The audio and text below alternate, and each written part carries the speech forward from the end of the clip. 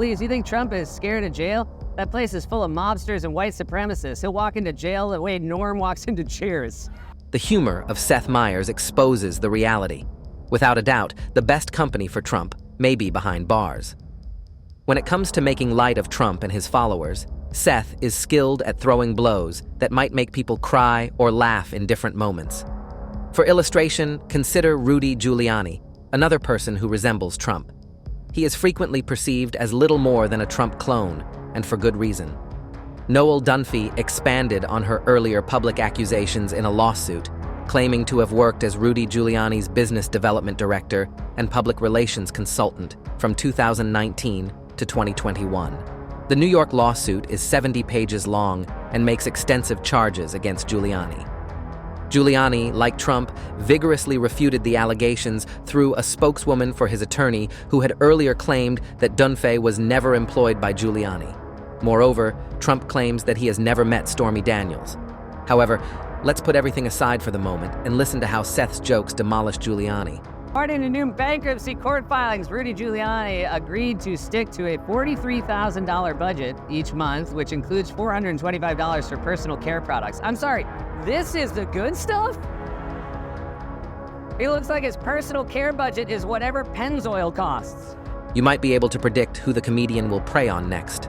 Naam Christie. Indeed, you are correct. Her most well-known identity is the book she wrote, in which he boasted about killing animals. Noam took a risk on an unnamed occasion years ago. She killed the cricket by shooting it, perhaps because it was an excellent hunter of chickens, but a poor pheasant. Noam saw this as a leadership lesson, to use her own words. Confronting issues head-on. She called herself a doer, not an avoider, with pride. She thinks it's a really original way to solve problems. Isn't that amazing? It seems that the only thing that draws Trump to her the most is her apparent lack of empathy. Christy Noam shared a video of herself shooting and killing Chewbacca. Into the gravel pit with you, Chewie. Oh, can't do it. Can't do it. Don't know why I tried. Never did it. I don't know why I'm trying it here. Oh, fine. I should let it go. According to a campaign official, former President Trump and the Republican National Committee held an incredible fundraising event last month that brought in over $76 million. According to sources close to Trump, his political organization is estimated to have raised $76.2 million in April, as corroborated by Chris LaCivita, Tony Fabrizio, and Susie Wiles. Additionally, Trump has more fundraising engagements planned in Kentucky, Ohio, and Texas in the upcoming weeks, so it appears like the money train isn't stopping. Isn't it quite the spectacle? A billionaire who is constantly ready to open his checkbook to raise money for his legal battles with his devoted followers. It resembles an endless tale of kindness, or perhaps credulity. Seth will undoubtedly come up with the ideal punchline for this spectacle. Former President Trump's campaign reportedly told donors it raised $76 million last month and told the IRS that it raised 10. Tax joke. Let's now revisit the Trump and Stormy sex scandal from a different perspective.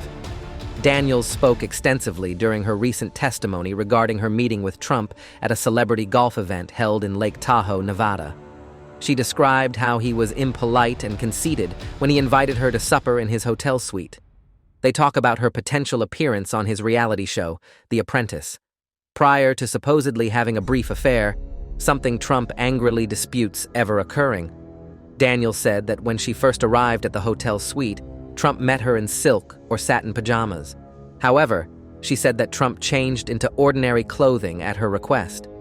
Adding to the mystery, it was rather lucky for her that he cooperated. Daniels further disclosed that when she inquired about Trump's wife, Melania, whom he had wed the previous year, Trump reportedly dismissed her worries, claiming that the two of them didn't even share a bedroom. It's quite the reunion, isn't it, that Daniels found herself on the witness stand a short distance from Trump, seemingly marking their first in-person meeting since she paid him a visit at his Trump Tower office in New York in 2007. Let's see how Seth depicts this special occasion. Adult film star Stormy Daniels testified today in former President Trump's criminal hush money trial, so Trump technically slept with her again. Stormy has never been afraid to divulge personal information regarding her interactions with Trump. In her book, she tells the story of how Trump's security mistook an invitation to dinner for one to Trump's apartment. Even though Stormy had previously revealed these incidents, her book now has fresh, vivid insights that further enhance the story. She compares Trump's manhood to the mushroom character in Mario Kart and his pubic hair to Yeti pubes. Her vivid descriptions create a lasting impact. She characterizes Trump's anatomy as smaller than typical, but not abnormally small, with a gigantic mushroom cap. Let's see how Seth infuses this timeless story with his own unique spin, and whether Stormy can still remember and articulate these personal details about Trump. Ahead of Stormy Daniels' testimony today in former President Trump's criminal hush money trial, one of the prosecutors told Judge Juan Merchan that Daniels will not describe Trump's genitalia because it would violate the gag order. Stormy Daniels described an uncomfortable meeting she had with Trump, saying that when she asked to use the restroom, he changed into more relaxed clothes. She came back to find Trump in shorts and a t-shirt, and they had sex. Daniels said that she didn't remember everything that happened, saying, "I think I blacked out," even though she insisted that neither drink nor drugs had affected her. Daniels felt lucky that Trump granted her wish to have her luck changed, but things soon went south. She said in court that she had no idea how her clothing were taken off, and that all she knew was that she was lying on her back, confused and out of the present. She acknowledged that she did not object throughout the meeting, but she did not find it enjoyable. Daniels expressed uneasiness with the situation by drawing attention to what she saw as a perceived power disparity between herself and Trump.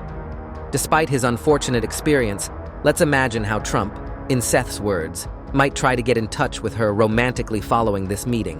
While testifying in former President Trump's criminal hush money trial, adult film star Stormy Daniels said that in phone calls after her sexual encounter with Trump in 2006, he would always call her Honey Bunch. Honey Bunch. And you guys think Biden is too old? The comic playfully recalled how adult film star Stormy Daniels testified that she spanked former President Trump with a rolled-up magazine that had his face on the cover during the criminal hush money trial. And the comedian joked, "I think it's weird that the hotel even had a copy of Bankruptcy Aficionado." You know what? In my opinion, that's plenty. Because you eventually realize that we're only putting more on. He served as our president. You understand what I mean? The comic went on. Who among us hasn't attempted to conceal having slept with an adult film star in order to run for president? And yet we ignore him with a downturned nose. Not in my opinion, so shame on us, I feel guilty. During former President Trump's criminal hush money trial, adult film star Stormy Daniels testified that she and Trump had sex in missionary position. "Don't even think about it," shouted Judge Merchan to the sketch artist. All right, now we're moving on. The Biden team has launched a digital advertisement targeted at Latino voters in an attempt to dispel any nostalgia for Trump's presidency. Today marks the official announcement of Trump's family separation policy at the border, which is starkly brought to light by the advertisement titled "Ripped Apart." Almost 4,000 children had to be painfully separated from their parents as a result of this policy. This is a big move by the Biden team, since it interweaves footage of Trump's anti-immigrant rants with the cries of children who were taken from their families. Some Americans have started to embrace certain extreme immigration policies and rhetoric from the Trump administration. The commercial aims to emphasize how Trump's policies have a human cost. The Biden campaign released a new ad today criticizing former President Trump's immigration record that highlights his family separation policy. In Trump's defense, he just assumed people wanted to be separated from their family. Even though Trump continues to be in love with her, Stormy Daniels has made it very evident that she still has feelings for the former president. Daniels gave a frank testimony in which she declared her disgust for Trump, saying without reservation that she believes he would be imprisoned if found guilty in his criminal hush money prosecution. Besides, it's difficult to hold her accountable.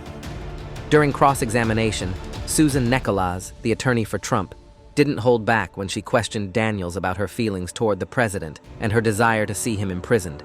Daniels confirmed both without hesitation.